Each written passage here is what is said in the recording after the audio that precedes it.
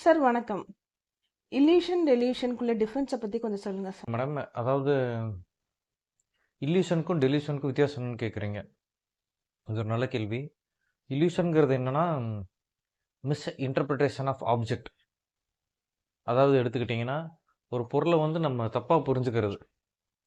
இப்போ நம்ம ரோட்டில் நடந்து போகிறோம், ஏதாவது ஒரு பைப்பு இது இருக்குது, ஏதாவது கயிறு தொங்குதுன்னு பார்த்துக்கோங்க, அதை நம்ம பாம்புன்னு நினச்சிக்கிறோம்.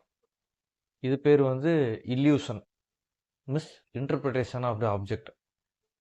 டெலியூஷன் எடுத்துக்கிட்டிங்கன்னா, இது வந்து ஃபால்ஸ் பிலீஃப் இன் சம்திங்.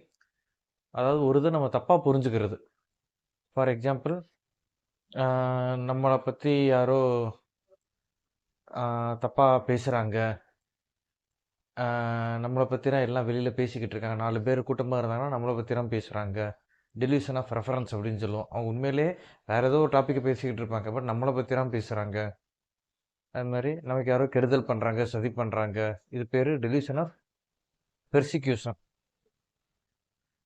மனைவி கணவனுக்கோ, கணவன் மனைவிக்கோ ஃபெய்த்ஃபுல்லாக இல்லை, லாயலாக இல்லை அப்படின்னு நினைக்கிறாங்கல்ல.